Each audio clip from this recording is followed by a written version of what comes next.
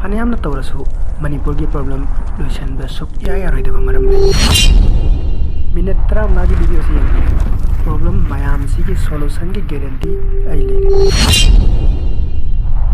ꯃꯅꯤꯄꯨꯔꯒꯤ internal reality ꯀꯤꯖꯅꯤꯡꯉꯥꯏ ꯑꯣꯏꯔꯕ report. ꯏꯁꯀꯤ ꯔꯤꯁꯔꯆꯀꯤ ꯃꯇꯨꯡꯏꯟꯅ ꯑꯣꯜ ꯏꯟꯗꯤꯌꯥꯒꯤ ꯗꯇꯥ ꯌꯦꯡꯕ ꯃꯇꯝꯗ ꯃꯥꯏꯀꯩ ꯀꯌꯥꯃꯨꯛꯇ ꯃꯅꯤꯄꯨꯔꯅ ꯂꯥꯁꯇ ꯂꯩꯔꯦ꯫ ꯂꯝꯗꯝ ꯑꯃ ꯆꯥꯎꯈꯠꯄꯗ ꯈ꯭ꯋꯥꯏꯗꯒꯤ ꯃꯔꯨ ꯑꯣꯏꯔꯤꯕ GDP ꯑꯁꯤꯁꯨ ꯃꯅꯤꯄꯨꯔꯅ ꯂꯥꯁꯅꯤ꯫ ꯏꯟꯐ꯭ꯔꯥꯁꯇ꯭ꯔꯛꯆꯔꯒꯤ ꯃꯇꯥꯡꯗꯁꯨ ꯂꯥꯁꯅꯤ꯫ ꯐꯥꯏꯅꯥꯟꯁꯤꯌꯦꯜ ꯏꯟꯀ꯭ꯂꯨꯖꯟꯒꯤ ꯃꯇꯥꯡꯗꯁꯨ ꯂꯥꯁꯅꯤ꯫ ꯏꯟꯚꯥꯏꯔꯣꯟꯃꯦꯟꯗ ꯐꯥꯎꯕ ꯂꯥꯁꯅꯤ꯫ ꯖꯤꯑꯣꯒ꯭ꯔꯥꯐꯤꯀꯦꯜ ꯂꯣꯀꯦꯁꯟꯒꯤ ꯃꯇꯥꯡꯗꯁꯨ ꯃꯐꯝ ꯌꯥꯝ ꯆꯥꯗꯦ꯫ ꯇ꯭ꯔꯥꯟꯁꯄꯣꯔꯠ ꯑꯃꯁꯨꯡ ꯄꯣꯠꯆꯩ ꯇꯥꯡꯕꯒꯤ ꯃꯇꯥꯡꯗꯁꯨ ꯂꯥꯁꯅꯤ꯫ ꯒꯣꯚꯔꯅꯦꯟꯁꯀꯤ ꯃꯇꯥꯡꯗꯗꯤ ꯃꯌꯥꯝꯅ ꯍꯦꯟꯅ ꯈꯪꯂꯦ꯫ ꯏꯟꯇꯔꯅꯦꯜ ꯏꯁꯨꯁꯀꯤ ꯃꯇꯥꯡꯗꯁꯨ ꯃꯌꯥꯝꯅ ꯍꯦꯟꯅ ꯈꯪꯂꯦ꯫ ꯃꯥꯏꯀꯩ ꯄꯨꯝꯅꯃꯛꯇ ꯂꯩꯈꯥ ꯇꯥꯔꯛꯄꯒꯤ ꯃꯔꯝꯁꯦ ꯀꯔꯤꯅꯣ ꯍꯥꯏꯕꯗꯣ ꯃꯌꯥꯝ ꯈꯪꯂꯕ꯭ꯔꯥ? ꯃꯁꯤꯗ ꯍꯪꯕ ꯌꯥꯕ ꯋꯥꯍꯪꯗꯤ ꯑꯩꯈꯣꯏ ꯍꯥꯔꯗ ꯋꯥꯔꯛ ꯇꯧꯈꯤꯗ꯭ꯔꯕ꯭ꯔꯥ? ꯂꯣꯀꯦꯁꯟ ꯃꯐꯝ ꯆꯥꯗꯕꯅ ꯑꯣꯏꯔꯤꯕ꯭ꯔꯥ? ꯅꯠꯇ꯭ꯔꯒꯅ ꯑꯩꯈꯣꯏꯁꯦ ꯆꯥꯎꯈꯠꯄ ꯉꯝꯂꯣꯏꯗꯕ ꯑꯁꯣꯟꯕ ꯖꯥꯇꯤ ꯍꯥꯏꯕꯗꯣ ꯑꯣꯏꯍꯧꯔꯕ꯭ꯔꯥ? ꯇꯁꯦꯡꯕꯗꯤ ꯃꯁꯤ ꯄꯨꯝꯅꯃꯛ ꯅꯠꯇꯦ꯫ ꯑꯩꯈꯣꯏꯒꯤ ꯃꯥꯡꯁꯤꯗ ꯒ꯭ꯔꯣꯊ ꯇꯧꯕ ꯌꯥꯕ ꯑꯣꯄꯣꯔꯆꯨꯅꯤꯇꯤ ꯃꯌꯥꯝ ꯑꯃ ꯂꯥꯛꯂꯒꯁꯨ ꯑꯩꯈꯣꯏꯒꯤ ꯀꯣꯛꯁꯤꯗ ꯈꯟꯊꯕ ꯁꯨꯛꯉꯝ ꯉꯝꯂꯣꯏ꯫ ꯃꯔꯝꯗꯤ ꯋꯤ ꯑꯥꯔ ꯇ꯭ꯔꯦꯞ꯫ ꯇ꯭ꯔꯦꯞ ꯑꯁꯤꯅ ꯑꯩꯈꯣꯏ ꯄꯨꯝꯅꯃꯛꯄꯨ ꯑꯅꯦꯝꯕ ꯂꯦꯚꯦꯜ ꯑꯃꯒꯤ ꯃꯈꯥꯗ ꯊꯝꯃꯤ꯫ ꯑꯩꯈꯣꯏ ꯁꯤꯗ ꯇꯧꯅꯔꯤꯕ ꯄꯨꯝꯅꯃꯛꯁꯦ ꯁꯨꯞꯅꯒꯤ ꯑꯅꯦꯝꯕ ꯑꯄꯤꯛꯄ ꯂꯦꯚꯦꯜ ꯑꯃꯈꯛꯇꯗꯅꯤ꯫ ꯃꯁꯤꯒꯤ ꯋꯥꯐꯝ ꯑꯁꯤꯃꯛ ꯑꯩꯈꯣꯏ ꯃꯤꯅꯤꯁꯇꯔ ꯑꯣꯏꯕꯤꯔꯤꯕ ꯑꯣꯖꯥ ꯕꯤꯃꯣꯜꯅꯁꯨ ꯏꯟꯇꯔꯚ꯭ꯌꯨ ꯑꯃꯗ ꯁꯨꯃꯥꯏꯅ ꯍꯥꯏꯕꯤ꯫ ꯑꯩꯈꯣꯏ ꯃꯅꯤꯄꯨꯔ ꯃꯆꯥꯁꯤ ꯉꯥꯎꯁꯤ ꯄꯤꯛꯈ꯭ꯔꯕ ꯋꯥꯈꯜꯂꯣꯟꯅꯦ꯫ ꯑꯗꯨꯅ ꯑꯩꯈꯣꯏꯗꯗꯤ ꯃꯁꯤ ꯋꯥꯡꯃ ꯂꯥꯟꯕꯁꯤꯅꯦꯕ ꯑꯌꯥꯝꯕꯅꯀꯣ ꯑꯣꯖꯥꯅ ꯈꯜꯂꯤꯁꯦ ꯑꯇꯩ ꯅꯠꯇꯦꯕ꯫ ꯃꯁꯤ ꯉꯝꯗ꯭ꯔꯤꯁꯤ ꯀꯩꯗꯧꯕꯩꯅꯣ? ꯊꯣꯠꯀꯤ ꯂꯦꯚꯦꯜ ꯅꯦꯝꯕ ꯑꯁꯤ ꯃꯅꯤꯄꯨꯔꯒꯤ ꯈ꯭ꯋꯥꯏꯗꯒꯤ ꯆꯥꯎꯕ ꯄ꯭ꯔꯣꯕ꯭ꯂꯦꯝ ꯑꯃꯅꯤ ꯍꯥꯏꯕꯁꯦ ꯑꯩꯈꯣꯏꯅ ꯒ꯭ꯌꯥꯟ ꯇꯥꯗ꯭ꯔꯤꯕ ꯐꯥꯎꯕ ꯃꯅꯤꯄꯨꯔ ꯆꯥꯎꯈꯠꯄ ꯁꯨꯛꯌꯥ ꯌꯥꯔꯣꯏ꯫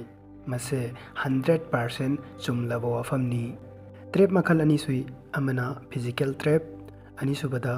ꯁꯥꯏꯀꯣꯂꯣꯖꯤ ꯇ꯭ꯔꯦꯞ꯫ ꯐꯤꯖꯤꯀꯦꯜ ꯇ꯭ꯔꯦꯞ ꯍꯥꯏꯕꯗꯤ ꯀꯣꯏꯖꯤꯟ ꯊꯠꯆꯤꯜꯂꯒ ꯊꯝꯕ, ꯃꯄꯥꯡꯒꯜ ꯁꯣꯟꯊꯈꯤꯅꯕ, ꯆꯥꯎꯈꯠꯂꯛꯇꯅꯕ ꯊꯤꯡꯖꯤꯜꯂꯒ ꯊꯝꯕ ꯑꯗꯨꯕꯨꯅꯤ꯫ ꯑꯦꯛꯖꯥꯝꯄꯜ ꯑꯣꯏꯅ USAꯅ ꯁꯥꯎꯠ ꯀꯣꯔꯤꯌꯥꯗ, ꯏꯔꯥꯟꯗ, ꯏꯟꯗꯤꯌꯥꯗ ꯇꯧꯁꯤꯜꯂꯤꯕ ꯑꯁꯤ ꯐꯤꯖꯤꯀꯦꯜ ꯇ꯭ꯔꯦꯞ ꯉꯥꯛꯇꯅꯤ꯫ ꯁꯥꯏꯀꯣꯂꯣꯖꯤ ꯇ꯭ꯔꯦꯞ ꯑꯁꯤ ꯐꯤꯖꯤꯀꯦꯜ ꯇ꯭ꯔꯦꯞꯇꯒꯤ ꯍꯦꯟꯅ ꯁꯥꯊꯤ꯫ ꯃꯔꯝꯗꯤ ꯀꯥꯡꯂꯨꯞ ꯑꯃꯗ ꯃꯁꯤꯒꯨꯝꯕ ꯇ꯭ꯔꯦꯞ ꯑꯃ ꯇꯧꯔꯦ ꯍꯥꯏꯕꯁꯦ ꯏꯁꯥꯅ ꯐꯥꯎꯕ ꯈꯪꯖꯕ ꯉꯝꯗꯦ꯫ ꯑꯁꯨꯃꯥꯏꯅ ꯁꯨꯔꯣꯟ ꯆꯥꯔꯣꯟ ꯐꯥꯎꯕ ꯑꯗꯨꯝ ꯂꯩꯍꯧꯋꯤ꯫ ꯑꯩꯈꯣꯏꯅ ꯇꯧꯔꯤꯁꯤꯅ ꯆꯨꯝꯃꯤ, ꯁꯤꯗꯒꯤ ꯑꯍꯦꯟꯕ ꯀꯩꯁꯨ ꯇꯧꯅꯉꯥꯏ ꯂꯩꯇꯦ ꯍꯥꯏꯅ ꯈꯜꯂꯤ꯫ ꯑꯁꯨꯃꯥꯏꯅ ꯇ꯭ꯔꯦꯞ ꯇꯧꯔꯕ ꯑꯀꯛꯅꯕ ꯐꯨꯔꯨꯞ ꯑꯃꯗ ꯌꯦꯡꯕ ꯃꯇꯝꯗ ꯃꯣꯏꯒꯤ ꯊꯣꯠꯀꯤ ꯂꯦꯚꯦꯜ, ꯊꯣꯠꯀꯤ ꯄ꯭ꯔꯣꯁꯦꯁꯁꯦ ꯑꯦꯚꯔꯦꯖ ꯑꯣꯏꯅ ꯍꯥꯏꯐꯦꯠ ꯃꯥꯟꯅꯔꯒ ꯑꯗꯨꯝ ꯂꯩ꯫ ꯂꯝꯗꯝ ꯑꯃ ꯅꯠꯇ꯭ꯔꯒ ꯐꯨꯔꯨꯞ ꯑꯃ ꯃꯥꯡꯍꯟꯕ ꯍꯥꯏꯕꯁꯤ ꯁꯨꯞꯅꯒꯤ ꯑꯥꯏꯗꯤꯌꯣꯂꯣꯖꯤ ꯑꯃ ꯅꯠꯇ꯭ꯔꯒꯅ ꯕꯨꯛ ꯑꯃꯈꯛꯅꯁꯨ ꯃꯥꯡꯍꯟꯕ ꯉꯝꯃꯤ꯫ ꯑꯦꯚꯔꯦꯖ ꯑꯣꯏꯕ ꯃꯤꯁꯤꯡꯒꯤ ꯋꯥꯈꯜ ꯑꯁꯤꯅ ꯑꯋꯥꯡꯕ ꯃꯈꯜꯒꯤ ꯊꯣꯠ ꯂꯦꯚꯦꯜꯁꯦ ꯎꯕ ꯁꯨꯐꯪ ꯐꯪꯗꯦ꯫ ꯃꯔꯝ ꯑꯁꯤꯅ ꯂꯥꯈ 30 ꯍꯦꯟꯅ ꯂꯩꯕ ꯑꯩꯈꯣꯏ ꯃꯅꯤꯄꯨꯔꯁꯤꯗꯒꯤ ꯑꯆꯧꯕ ꯀꯝꯄꯅꯤ ꯑꯃ ꯐꯥꯎꯕ ꯍꯥꯡꯕ ꯉꯝꯗ꯭ꯔꯤ꯫ ꯃꯁꯤꯇ ꯅꯠꯇꯅ ꯉꯁꯤ ꯐꯥꯎꯕꯗ ꯑꯆꯧꯕ ꯏꯅꯣꯚꯦꯁꯟ, ꯏꯟꯚꯦꯟꯁꯟ, ꯑꯦꯟꯇꯔꯄ꯭ꯔꯦꯅꯔ, ꯕꯤꯖꯤꯅꯦꯁꯃꯦꯟ ꯑꯗꯨꯒꯨꯝꯕ ꯑꯇꯣꯞꯄ ꯐꯤꯜꯗꯁꯨ ꯃꯥꯁꯇꯔ ꯃꯥꯏꯟ ꯑꯣꯏꯕ ꯑꯃ ꯐꯥꯎꯕ ꯑꯣꯏꯔꯛꯄ ꯉꯝꯗ꯭ꯔꯤ꯫ ꯃꯁꯤ ꯄꯨꯝꯅꯃꯛꯀꯤ ꯃꯔꯝꯁꯦ ꯀꯔꯤꯅꯣ ꯍꯥꯏꯕꯗꯣ ꯃꯨꯟꯅ ꯑꯃꯨꯛꯇꯪ ꯈꯟꯊꯃꯤꯟꯅꯁꯤ꯫ ꯑꯩꯅ ꯃꯁꯤꯁꯤꯡꯁꯦ ꯍꯥꯏꯖꯕꯒꯤ ꯃꯔꯝꯗꯤ ꯑꯩꯈꯣꯏꯒꯤ ꯊꯣꯠꯀꯤ ꯂꯦꯚꯦꯜ ꯁꯤꯒꯤ ꯔꯤꯌꯦꯂꯤꯇꯤꯁꯤ ꯍꯥꯟꯅ ꯑꯦꯛꯁꯦꯞ ꯇꯧꯁꯤ, ꯁꯤ ꯈꯛꯇꯅꯤ꯫ ꯃꯅꯤꯄꯨꯔꯅ GDP ꯈ꯭ꯋꯥꯏꯗꯒꯤ ꯍꯟꯊꯕꯒꯤ ꯑꯦꯛꯖꯥꯝꯄꯜ ꯑꯃ ꯌꯦꯡꯁꯤ꯫ ꯐꯦꯃꯤꯂꯤ ꯑꯃꯗ 10,000ꯒꯤ ꯏꯟꯀꯝ ꯂꯩ ꯍꯥꯏꯅ ꯈꯟꯁꯤ꯫ ꯑꯦꯛꯁꯄꯦꯟꯗꯤꯆꯔꯅ 15,000ꯅꯤ꯫ ꯑꯗꯨ ꯑꯣꯏꯕ ꯇꯥꯔꯗꯤ ꯊꯥ ꯈꯨꯗꯤꯡꯒꯤ 5,000 ꯗ꯭ꯌꯨ ꯆꯠꯂꯦ꯫ ꯑꯁꯤꯒꯨꯝꯕ ꯃꯈꯜꯒꯤ ꯐꯦꯃꯤꯂꯤꯗꯨꯗꯤ ꯅꯣꯡꯃ ꯅꯠꯇ꯭ꯔꯒ ꯅꯣꯡꯃꯗꯤ ꯌꯨꯝꯗꯣ ꯌꯣꯜꯂꯝꯃꯒ ꯆꯠꯈꯤꯕ ꯇꯥꯕꯅꯤ꯫ ꯁꯤꯃꯛ ꯅꯠꯇꯕ꯭ꯔꯅꯦ ꯏꯝꯐꯥꯜꯗ ꯌꯨꯝ ꯃꯌꯥꯝ ꯑꯃ ꯃꯌꯥꯡꯗ ꯌꯣꯟꯈ꯭ꯔꯤ ꯃꯌꯥꯝꯁꯦ? ꯁꯨꯃꯥꯏꯅ ꯁꯨꯝ ꯇꯧꯗꯨꯅ ꯂꯩꯔꯒꯗꯤ ꯄꯩꯁꯥ ꯊꯣꯛꯐꯝ ꯃꯐꯝ ꯄꯨꯝꯅꯃꯛ ꯃꯤꯒꯤ ꯈꯨꯠꯇ ꯆꯠꯈꯤꯕ ꯇꯥꯕꯅꯤ꯫ ꯑꯁꯤꯒꯨꯝꯕꯁꯤꯅ ꯃꯅꯤꯄꯨꯔꯒꯤ ꯏꯀꯣꯅꯣꯃꯤꯛꯇ ꯑꯗꯨꯛ ꯌꯥꯝꯅ ꯏꯝꯄꯦꯛ ꯇꯧꯋꯦ ꯍꯥꯏꯕꯁꯦ ꯑꯩꯈꯣꯏ ꯑꯃꯠꯇ ꯈꯟꯅꯗꯦ꯫ ꯅꯤꯡꯁꯤꯡꯉꯒ ꯌꯦꯡꯁꯤ, ꯉꯁꯤꯗꯒꯤ ꯆꯍꯤ 10 ꯃꯃꯥꯡꯗ ꯕꯟ ꯕ꯭ꯂꯣꯀꯦꯠ ꯌꯥꯝꯅ ꯇꯧꯈꯤꯕ ꯃꯇꯝꯗꯣ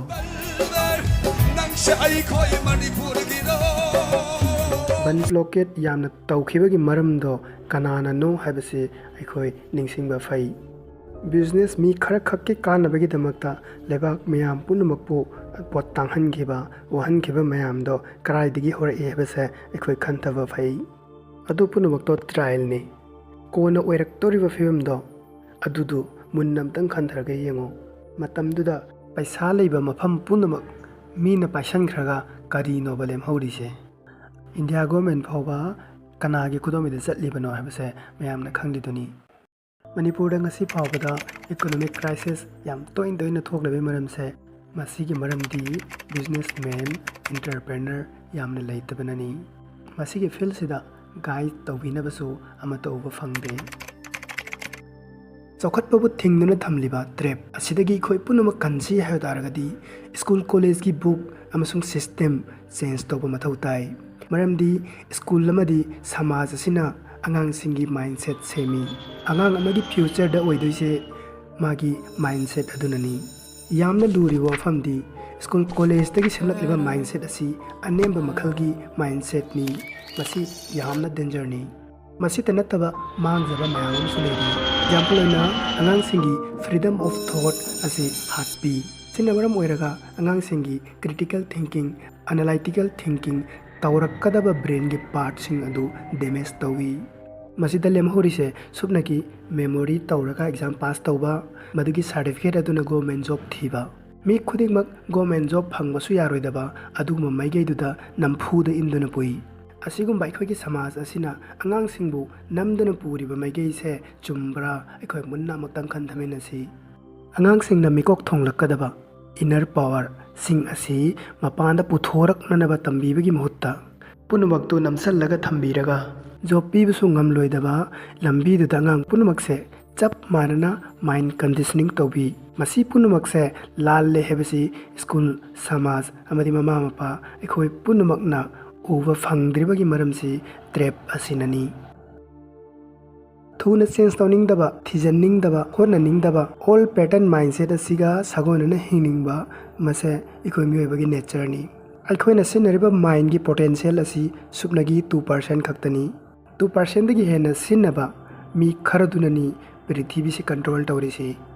mi amada phanayamna taklagasu nonguni matungda normal life da dum change tawri mase mioibagi khwaidagi chawba problem ni asigumba problem se solve tawnabagi damakta Elon Musk na company ama hangi company ge maming Neuralink masida koin hiding takning level information se chip amada hapa madugi chip tuni koi brain da mu hapa mase tesu tawre mai su pakle angang ge mind bu shaping tawiba asi kaya yamna important oi habdo sigi example se yengsi mi amagi future oidoise angang ama pokpadagina sahi manga fawgi manungda same kiba mindset aduna oirakadoini magi ofam ase kanana so hiktok pangamloi kariguma manipur da achauba businessman ama leiba taragadi manipur da leiriba mi punumak job pibang ngami habase akhoi khan khan thasi mafam matam chana akhoi na thijal lamba taragadi ngasi phawada manipur da billionaire na pick thalamba yarabani masige wrong education asina angang singbu wakhal anemba apekpa asonba ohelli masi oiraknabarane mama mapa singna asuk kyamna honare myamse ai wakhalda school gi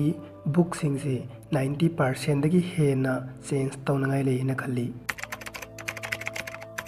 angangi brain memory khakta base tawraga tambiba larikse sigi system si so change tawdabe yaroi ekhoi sida ju chenarisi mark wangna phangu achauba post phangnaba sikhataneba masi khoina di chummena khali tasengna makti masi chumde always remember job is a wrong idea don't ever look for a job always tell yourself that I'm a job creator I'm not a job seeker I'm a job creator so be a job creator Delhi Bombay gomba chauba sahar sing da leiba mising di government job se pamde masina chawkhatpa yaroi base moina khangmana job tawdabani achauba city khakta nataba Gujarat kumba state sing da su government job se priority pinade moi sing se apangba taradra moi de ikhoina hena singi hena lauradra angang sing da larik kana tammu hena tamhanbasina mangjaba kari so laite hena ikhoina khalle angang gi mind da conditioning tawriba mindset to karino masini khwaidagi important oirise government job khak phangnanabagi ikhoigi mind da conditioning tawriba mindset to atoppada shift tawase am wai government ami punamakpu job pibiragadi kaisu kaidaba charokna 5% muktani job phangdorise lemhoriba 95 sidi jobless oihorani mase sumaina khanbiyo lan nama chatpada mi sama chale 95 si hore subnagi manga hingne ꯃꯁꯤꯒꯨꯝꯕ ꯂꯥꯟꯁꯤꯕꯨ ꯃꯥꯏ ꯄꯥꯛꯄ ꯂꯥꯟꯅꯤ ꯍꯥꯏꯔꯗ꯭ꯔꯥ?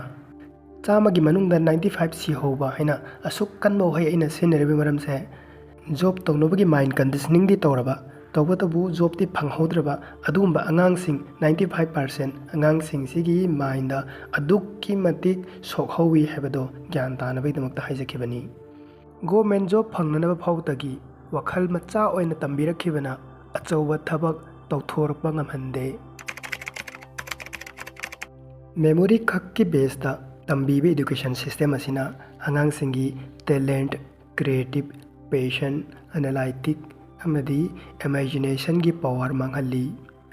ꯑꯁꯤꯒꯨꯝꯕ quality ꯌꯥꯎꯗ꯭ꯔꯕ certificate ꯑꯗꯨ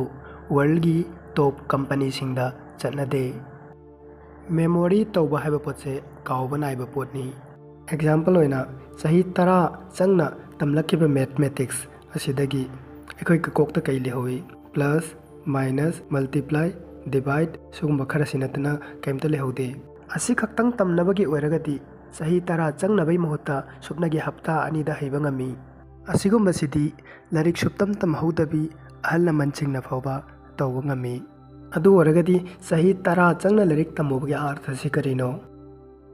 ꯍꯣꯏ ꯆꯨꯝꯃꯤ, ꯃꯤ ꯈꯨꯗꯤꯡꯃꯛꯀꯤ ꯃꯛꯇꯤ ꯅꯠꯇꯦ ꯃꯁꯤ꯫ ꯃꯤꯑꯣꯏ 100ꯗ 1-2ꯗꯤ ꯃꯥꯒꯤ ꯂꯥꯏꯐꯇ ꯁꯤꯟꯅꯔꯛꯈꯤꯕ ꯌꯥꯏ꯫ ꯃꯁꯤ ꯁꯕꯖꯦꯛ ꯑꯃꯈꯛꯀꯤ ꯑꯦꯛꯖꯥꯝꯄꯜꯅꯤ꯫ ꯑꯇꯣꯞꯄ ꯁꯕꯖꯦꯛꯁꯤꯡꯗꯁꯨ ꯃꯁꯤ ꯃꯉꯥꯏ꯫ ꯃꯁꯤꯅꯅꯦ ꯑꯩꯅ ꯁ꯭ꯀꯨꯜꯒꯤ ꯕꯨꯛꯁꯤꯡꯁꯦ 90% ꯃꯨꯛ ꯆꯦꯟꯖ ꯇꯧꯅꯉꯥꯏ ꯂꯩ ꯍꯥꯏꯁꯦ꯫ ꯁ꯭ꯔꯤꯅꯤꯋꯥꯁ ꯔꯥꯃꯥꯅꯨꯖꯟ,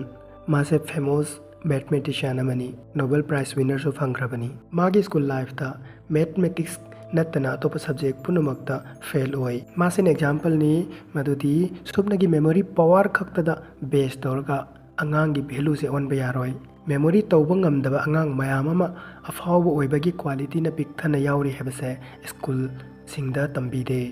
ꯑꯜꯕꯥꯔꯠ ꯑꯥꯏꯟꯁꯇꯥꯏꯟꯒꯤ ꯋꯥꯔꯤ ꯄꯥꯔꯒꯁꯨ ꯒ꯭ꯌꯥꯟ ꯇꯥꯕ ꯉꯝꯒꯅꯤ꯫ Thomas ꯑꯜꯚꯥ ꯑꯦꯗꯤꯁꯟꯁꯨ school ꯀꯥꯈꯤꯗꯦ꯫ ꯃꯣꯏꯁꯤꯡꯗꯣ ꯄ꯭ꯔꯤꯊꯤꯕꯤꯒꯤ ꯑꯐꯥꯎꯕ ꯁꯥꯏꯟꯇꯤꯁ ꯉꯥꯛꯇꯅꯤ꯫ ꯃꯌꯥꯝ ꯂꯥꯟꯅ ꯂꯧꯕꯤꯒꯅꯨ, ꯑꯩꯅ ꯍꯥꯏꯖꯔꯤꯁꯤꯗꯤ ꯑꯩꯈꯣꯏ ꯂꯥꯏꯔꯤꯛ ꯇꯝꯕ ꯇꯣꯛꯍꯜꯂꯁꯤ ꯍꯥꯏꯕ ꯅꯠꯇꯦ, ꯑꯆꯨꯝꯕ ꯂꯥꯏꯔꯤꯛ ꯇꯝꯍꯟꯁꯤ ꯍꯥꯏꯕꯅꯤ꯫ ꯁꯨꯞꯅꯒꯤ ꯏꯪꯂꯤꯁ ꯇꯝꯕ ꯈꯛꯅ ꯂꯥꯏꯔꯤꯛ ꯇꯝꯕ ꯍꯩꯌꯦꯅ ꯂꯧꯕ ꯌꯥꯗꯦ꯫ ꯏꯪꯂꯤꯁꯁꯦ ꯁꯨꯞꯅꯒꯤ ꯂꯦꯡꯒ꯭ꯋꯦꯖ ꯑꯃꯈꯛꯇꯅꯤ꯫ ꯏꯟꯗꯤꯌꯥꯒꯤ ꯏꯗꯨꯀꯦꯁꯟ ꯁꯤꯁꯇꯦꯝꯁꯦ ꯂꯥꯜꯂꯤꯅ ꯈꯪꯕ ꯃꯃꯥ ꯃꯄꯥꯁꯤꯡꯗꯤ ꯏꯟꯗꯤꯌꯥꯗ ꯂꯥꯏꯔꯤꯛ ꯇꯝꯍꯟꯗꯦ꯫ 2023 ꯈꯛꯀꯤ ꯔꯦꯀꯣꯔꯠꯀꯤ ꯃꯇꯨꯡ ꯏꯟꯅ ꯑꯉꯥꯡ 90,000 ꯍꯦꯟꯕ ꯑꯁꯇ꯭ꯔꯦꯂꯤꯌꯥꯗ ꯇꯝꯃꯤ꯫ ꯁꯨꯃꯥꯏꯅ ꯑꯇꯣꯞꯄ ꯀꯟꯇ꯭ꯔꯤꯗꯁꯨ ꯁ꯭ꯇꯨꯗꯦꯟ ꯃꯌꯥꯝ ꯑꯃ ꯆꯠꯂꯝꯒꯅꯤ꯫ ꯃꯔꯝ ꯑꯁꯤꯅ ꯏꯟꯗꯤꯌꯥ ꯒꯣꯔꯃꯦꯟꯒꯤ ꯏꯗꯨꯀꯦꯁꯟ ꯁꯤꯁꯇꯦꯝꯁꯦ ꯌꯦꯡꯗꯅ ꯑꯩꯈꯣꯏ ꯇꯣꯉꯥꯟꯅꯅ ꯏꯗꯨꯀꯦꯁꯟ ꯁꯤꯁꯇꯦꯝ ꯑꯃ ꯁꯦꯝꯐꯝ ꯊꯣꯛꯏ꯫ ꯗꯤꯜꯂꯤ ꯁꯣꯝꯒꯤ ꯐꯝꯅꯥꯏꯕꯁꯤꯡꯅ ꯑꯩꯈꯣꯏ ꯆꯥꯎꯈꯠꯅꯅꯕ ꯀꯩꯁꯨ ꯍꯣꯠꯅꯔꯣꯏ, ꯑꯩꯈꯣꯏ ꯏꯁꯥꯅ ꯂꯝꯕꯤ ꯊꯤꯖꯕ ꯇꯥꯕꯅꯤ꯫ ꯑꯩꯈꯣꯏ ꯀꯅꯥꯗꯁꯨ ꯅꯣꯟꯖꯕꯒꯤ ꯃꯊꯧ ꯇꯥꯗꯦ, ꯀꯅꯥꯗꯁꯨ ꯅꯤꯖꯕꯒꯤ ꯃꯊꯧ ꯇꯥꯗꯦ, ꯂꯝꯕꯤ ꯂꯣꯏꯅ ꯂꯩ꯫ ꯂꯝꯗꯝꯁꯤꯗ ꯍꯩꯅꯤꯡ ꯁꯤꯡꯅꯤꯡꯕ ꯃꯤꯅ ꯄꯤꯛꯊꯅ ꯂꯩ꯫ ꯃꯁꯤ ꯑꯩꯈꯣꯏꯅ ꯐꯖꯅ ꯇꯝꯕꯤꯕ ꯇꯥꯔꯒꯗꯤ ꯇꯣꯝꯊꯤꯟ ꯑꯣꯏꯔꯝꯕ ꯌꯥꯕꯅꯤ꯫ ꯃꯁꯤꯇ ꯅꯠꯇꯕ ꯑꯇꯣꯞꯄ ꯌꯥꯝ ꯆꯥꯎꯊꯣꯛꯆꯅꯤꯡꯉꯥꯏ ꯑꯣꯏꯕ ꯑꯦꯗꯚꯥꯟꯇꯦꯖ ꯈꯔ ꯑꯃꯁꯨ ꯂꯩꯔꯤ꯫ ꯑꯦꯗꯚꯥꯟꯇꯦꯖ ꯑꯗꯨꯗꯤ ꯑꯣꯄꯟ ꯃꯥꯏꯟ꯫ ꯃꯁꯤꯒꯤ ꯄꯥꯔꯁꯦꯟꯇꯦꯖꯁꯦ ꯏꯟꯗꯤꯌꯥꯒꯤ ꯅꯝꯕꯔ 1 ꯑꯣꯏꯒꯅꯤ꯫ ꯃꯁꯦ ꯂꯝꯗꯝꯁꯤꯒꯤ ꯏꯗꯒꯤ ꯌꯥꯎꯔꯛꯂꯕ ꯑꯗꯨꯒꯨꯝꯕ ꯆꯥꯎꯊꯣꯛꯆꯅꯤꯡꯉꯥꯏ ꯑꯣꯏꯕ ꯑꯦꯗꯚꯥꯟꯇꯦꯖ ꯑꯃꯅꯤ꯫ ꯑꯅꯤꯁꯨꯕ ꯑꯦꯗꯚꯥꯟꯇꯦꯖ, ꯋꯨꯃꯦꯟ ꯁꯄꯣꯔꯠ꯫ ꯃꯁꯤꯒꯤ ꯑꯦꯚꯔꯦꯖꯁꯨ ꯏꯟꯗꯤꯌꯥꯒꯤ ꯅꯝꯕꯔ 1 ꯑꯣꯏꯒꯅꯤ꯫ ꯑꯁꯤꯒꯨꯝꯕ ꯑꯦꯗꯚꯥꯟꯇꯦꯖꯁꯤꯡ ꯑꯁꯤ ꯂꯩꯅ ꯂꯩꯅ ꯑꯩꯈꯣꯏꯅ ꯉꯁꯤ ꯂꯩꯈꯥ ꯇꯥꯕꯁꯦ ꯃꯁꯦ ꯑꯣꯏꯍꯩꯗꯕ ꯋꯥꯐꯝꯅꯤ꯫ ꯑꯁꯤꯒꯨꯝꯕ ꯁꯣꯏꯈꯤꯕ ꯃꯌꯥꯝꯁꯦ ꯆꯨꯝꯊꯣꯛꯅꯅꯕ ꯑꯅꯧꯕ ꯔꯤꯚꯣꯂꯨꯁꯟ ꯑꯃ ꯁꯦꯝꯃꯛꯄ ꯄꯥꯝꯃꯤ꯫ ꯃꯌꯥꯝꯅ ꯁꯄꯣꯔꯠ ꯇꯧꯕꯤꯔꯒꯗꯤ ꯑꯩ ꯔꯦꯗꯤꯅꯤ꯫ ꯑꯍꯥꯟꯕꯗ ꯁ꯭ꯀꯨꯜꯒꯤ ꯕꯨꯛꯁ ꯑꯃꯁꯨꯡ ꯁꯤꯁꯇꯦꯝ ꯆꯦꯟꯖ ꯇꯧꯕ꯫ ꯃꯁꯤꯒꯤ ꯕꯨꯛꯁꯤꯡꯗꯣ ꯏꯅꯕꯒꯤꯗꯃꯛꯇ ꯑꯩ ꯔꯦꯗꯤꯅꯤ꯫ ꯑꯅꯤꯁꯨꯕꯗ ꯏꯁꯄꯤꯁꯦꯜ ꯑꯣꯏꯕ ꯑꯉꯥꯡꯁꯤꯡꯕꯨ ꯃꯥꯁꯇꯔ ꯃꯥꯏꯟ ꯇ꯭ꯔꯦꯅꯤꯡ ꯇꯧꯕ꯫ ꯑꯍꯨꯝꯁꯨꯕꯗ ꯏꯟꯇꯔꯄ꯭ꯔꯦꯅꯔ ꯕꯤꯖꯤꯅꯦꯁꯁꯤꯡ ꯇ꯭ꯔꯦꯅꯤꯡ ꯄꯤꯕ꯫ ꯃꯁꯦ ꯑꯔꯨꯕ ꯊꯕꯛ ꯅꯠꯇꯦ꯫ ꯃꯌꯥꯝꯅ ꯁꯄꯣꯔꯠ ꯇꯧꯕꯤꯔꯒꯗꯤ ꯊꯕꯛ ꯑꯣꯏꯅ ꯑꯣꯟꯊꯣꯛꯄꯗ ꯏꯔꯥꯏ ꯂꯥꯏ꯫ ꯃꯁꯤ ꯈꯛꯇꯅ ꯃꯅꯤꯄꯨꯔꯒꯤ ꯄ꯭ꯔꯣꯕ꯭ꯂꯦꯝ ꯄꯨꯝꯅꯃꯛꯄꯨ ꯁꯣꯜꯕ ꯇꯧꯔꯛꯄ ꯉꯝꯒꯅꯤ ꯍꯥꯏꯕꯁꯦ ꯑꯩ ꯒꯦꯔꯦꯟꯇꯤ ꯂꯧꯖꯒꯦ꯫ ꯃꯅꯤꯄꯨꯔꯒꯤ ꯂꯦꯟ ꯑꯁꯤꯗ ꯇꯧꯕ ꯌꯥꯕ ꯊꯕꯛ ꯃꯌꯥꯝ ꯑꯃ ꯂꯩ, ꯑꯗꯨꯕꯨ ꯑꯩꯈꯣꯏ ꯃꯌꯥꯝꯒꯤ ꯃꯤꯠꯁꯤꯗ ꯎꯗꯕꯅ ꯉꯁꯤ ꯐꯥꯎꯕ ꯇꯧꯗꯅ ꯂꯥꯛꯂꯤ꯫ ꯃꯁꯤ ꯄꯨꯝꯅꯃꯛꯁꯤꯒꯤ ꯍꯧꯔꯛꯐꯝꯁꯦ ꯀꯩꯅꯣ ꯍꯥꯏꯕ ꯃꯇꯝꯗ ꯑꯩ ꯉꯁꯥꯏ ꯍꯥꯏꯖꯈꯤꯕ ꯃꯥꯏꯟꯒꯤ ꯂꯦꯚꯦꯜ ꯅꯦꯝꯕ ꯑꯁꯤꯗꯒꯤꯅꯤ꯫ ꯑꯩꯈꯣꯏꯒꯤ ꯃꯅꯤꯄꯨꯔꯁꯤꯗ ꯑꯅꯧꯕ ꯔꯤꯚꯣꯂꯨꯁꯟ ꯑꯃ ꯄꯨꯔꯛꯅꯕꯒꯤꯗꯃꯛꯇ ꯃꯥꯏꯟꯒꯤ ꯂꯤꯃꯤꯇꯦꯁꯟꯁꯦ ꯑꯟꯂꯣꯛ ꯇꯧꯗꯕ ꯁꯨꯛꯌꯥ ꯌꯥꯔꯣꯏ꯫ ꯃꯁꯤꯒꯤ ꯃꯇꯥꯡꯗ ꯑꯩꯅꯁꯨ ꯕꯨꯛ ꯑꯃ ꯏꯖꯈ꯭ꯔꯕꯅꯤ꯫ Book asi Islamic world amasung development ga mari leina ijabani. Book asida universal secret punamak ijakhrabani. International ki oina public tawkhibani. India ki oina di e-book khak oina phangani. Pabi ningma singna Amazon da search tawbiu. Sigi video sida mayam da aina pijaning liba message di. Ngasai aina ahambada haijakiba Manipur gi internal reality gi report ani. Ahanbada in top Manipur we are trapped. Masigi matangda haijakre. Anisobada Manipur gi problem punamakpu solve tawba ngamba single move. Education system si khakta change tawsi. Problem mayam si solve tawnanabagi guarantee ai lere. Aroi boina mayam da haijari adudi ai YouTuber natte video makha lakloi. Ai gi wafam singse mayamna kanabani khanbiragadi video se share tawbiu. Mayam gi response to karino yengjaraga ai thabak makha tawjage. Mayam gi response ngaijari. Mayam punamakpu aroi boina thanks for watching.